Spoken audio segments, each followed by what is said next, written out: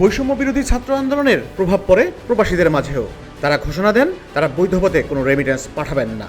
এরপর ছাত্র জনতার অভ্যুত্থানের মুখে গত ৫ আগস্ট স্বৈরাচার হাসিনা সরকার দেশ ছেড়ে পলায়ন করে। এই ঘটনার পর বেড়ে যায় বৈধ পথে রেমিটেন্স আসার পরিমাণ।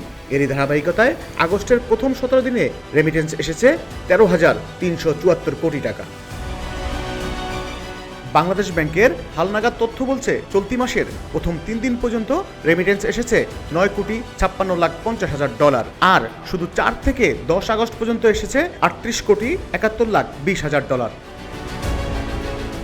বাংলাদেশ ব্যাংক আরও জানায়, আগস্টের প্রথম ১৭ দিনে বৈধ পথে রেমিটেন্স এসেছে $১১,৪২,৪২,২০,০০০, বাংলাদেশি মুদ্রায়, যার পরিমাণ দাঁড়ায় $১৩,৩৭৪ কোটি টাকারও বেশি।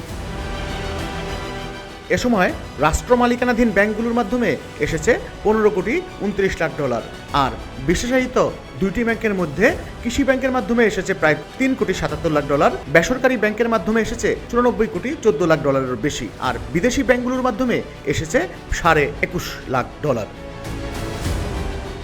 সদ্যবিদায়ী শেখ হাসিনা সরকারের প্রতি অনাস্থা প্রকাশ করে হুন্ডিতে টাকা পাঠানোর ঘোষণা দিয়েছিল প্রবাসীরা। এতে হঠাৎ কমে যায় রেমিটেন্সের গতি। তবে সরকার পতনের পর সেই চিত্র পাল্টে গেছে। রেমিটেন্সের পালে হাওয়া লেগেছে, বৈধ পথেই রেমিটেন্স আসছে হু হু করে।